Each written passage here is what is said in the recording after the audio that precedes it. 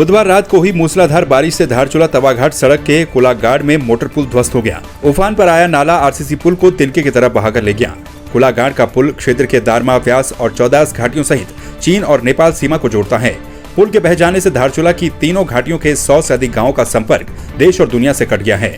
पुल बहने से उच्च हिमालयी क्षेत्र में प्रवास पर गए ग्रामीणों के साथ ही सीमा पर तैनात सेना और अर्धसैनिक बलों के जवानों को भी आवागमन में परेशानियों का सामना करना पड़ रहा है। टिहरी में सरकार के खिलाफ 12 सूत्रीय मांगों को लेकर ग्राम प्रधानों का धरना लगातार जारी है। प्रदर्शन के दौरान जिलाध्यक्ष रविंद्र सिंह राणा भी उपस्थित रहे। इस दौरान सरकार की बुद्धि शुद्धि के लिए हवन यज्ञ किया गया। आज प्रदेश और जिला प्रधान संगठन के आह्वान पर विकासखंड नरेंद्र नगर में हमारा जो है 1 तारीख से जो है धरना प्रदर्शन चल रहा है।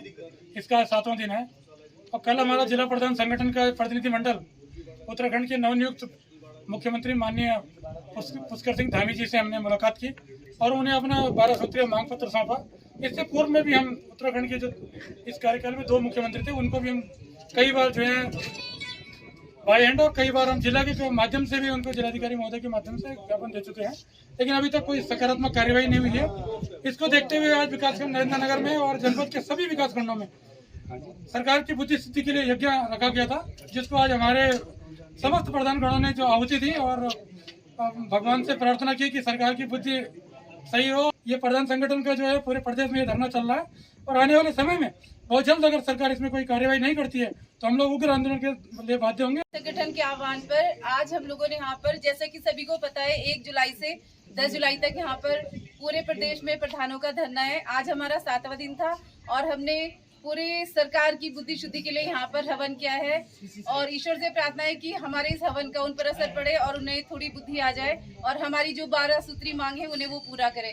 12 सूत्री मांग यदि हमारी पूरी नहीं होती है तो हम इस धरने को और आगे तक ले जाएंगे, क्योंकि प्रधान कोई छोटा मोटा नहीं है, ग्राम सभा की इकाई है, वहीं से सारी शुरू होती है। तो आप प्रधान को बिल्कुल निगड़ने ना करें और प्रधानों को उनका अधिकार दें, यही हमारी सरकार से प्रार्थना है। सरकारी सस्ता गल्ला संगठन की तहसील थराली इकाई ने अपनी 8 सूत्रीय मांगों को लेकर उप जिलाधिकारी के माध्यम से जिलाधिकारी चंबोली को ज्ञापन भेजा है। इससे पहले सरकारी सस्ता गल्ला विक्रेताओं ने रामलीला मैदान थराली में बैठक कर विक्रेताओं को सम्मानजनक मानदेय प्रतिमाह दिए जाने का प्रस्ताव सर्वसम्मति से पास किया था। ये जो प्रधानमंत्री गरीब कल्याण योजना के तहत जो राशन बांटी गई है उसका अभी तक पिछले साल 2020 से भुगतान नहीं हुआ है। एक तो ये मांग है। दूसरी जो है कि हमारे कनेक्टिविटी नहीं है, जो सरकार ऑनलाइन कह रही है कनेक्टिविटी हो नहीं पा रही है, जिससे डीलरों को खासी परेशानी हो रही है। तीसरी बात यह है कि डीलरों को मानदेय की मांग काफ़ी समय से डीलर कर रहे हैं कि कुछ मानदेय की व्यवस्थाएं हों, तो मानदेय का कोई आज तक कोई ऐसा वो नहीं हुआ सरकार द्वारा कि मानदेय दिया जाए। करीब 3-4 वर्षों से कर रहे हैं। एक तो मानदेय का मांग है हमारी और ये माननीय पूर्व मुख्यमंत्री भुवन चंद खंडूरी ने इसका शासनादेश भी जारी किया था और इसमें सरकार का कोई फोकस भी नहीं है। और जो हमारी दूसरी मांग है, हमारा जो ये 2020 में अटल खाद्यान्न का जो चला था ये गरीब कल्याण योजना का, इससे किसी डीलरों का तो आ गया खाते में, किसी का अभी तक 1 पैसा भी नहीं आया और विभाग कह रही है कि सबके खाते में पैसे पहुंच चुके हैं। और बैंक में जाते ही कोई हमारा बीच का कोई डीलर एंट्री करवाता है तो उसके खाते में कोई पैसा सरकार द्वारा नहीं आया है।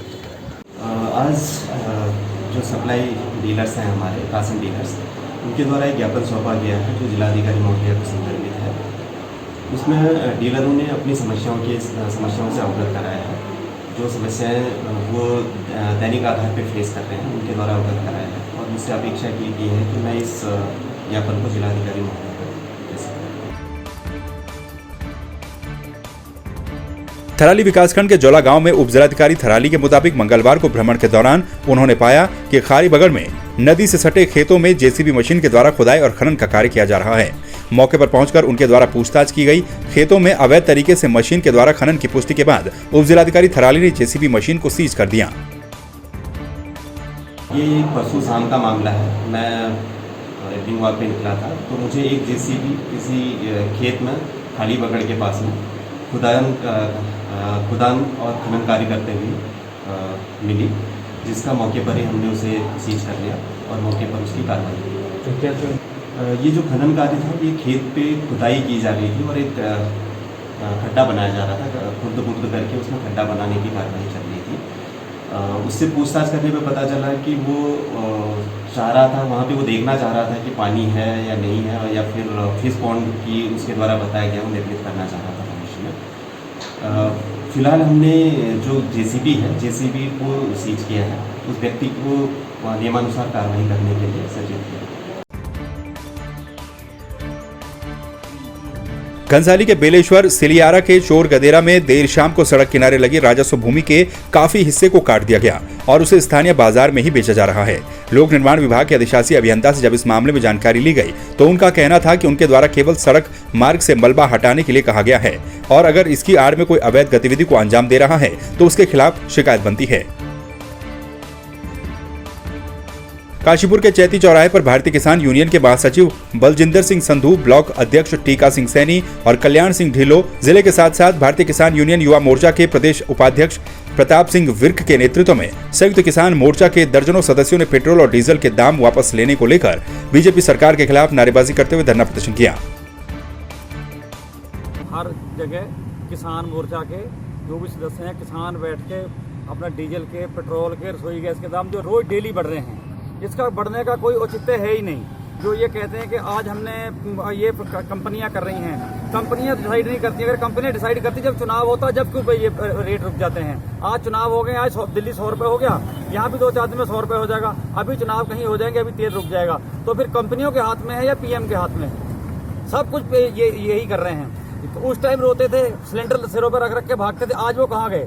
जिन्हें 400 रुपये का सिलेंडर महंगा लग रहा था, आज उन्हें 900 रुपये का सिलेंडर सस्ता लग रहा है। पेट्रोल के पैसे बढ़ा दिए, डीजल के पैसे बढ़ा दिए, खाद तक देनी बंद कर दी है इन्होंने कि जब तक अपनी खतरा कथौनी लाओगे तब तक खाद भी नहीं मिलेगी। क्या आप रोटी खाने के लिए भी इनसे पूछना पड़ेगा कि 2 रोटी खानी है? काशीपुर के राजकीय चिकित्सालय में चिकित्सा अधीक्षक डॉक्टर पीके सिन्हा के मुताबिक कोरोना की तीसरी लहर से लड़ने के लिए वो पूरी तरह से तैयार हैं।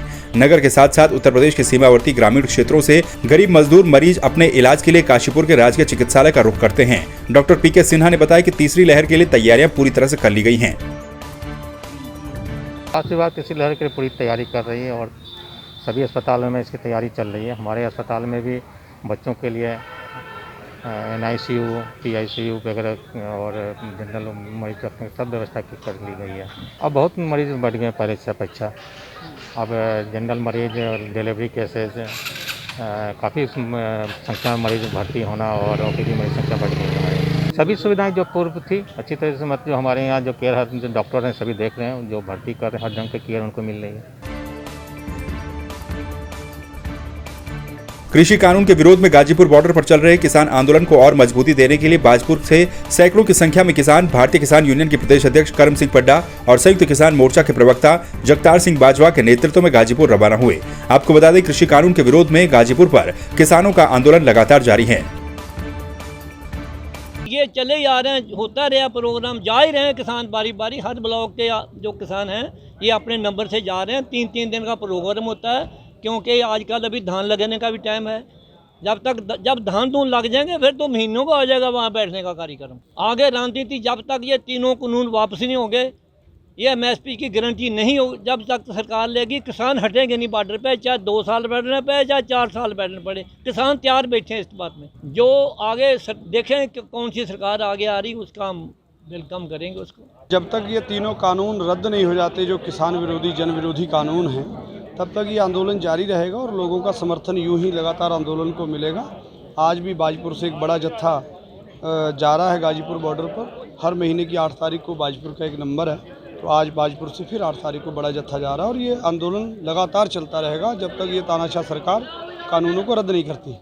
कोई किसान सुस्त नहीं बैठे, ये पूरे देश देख रहा है, पूरा प्रदेश देख रहा है, किसान कोई सुस्त नहीं है।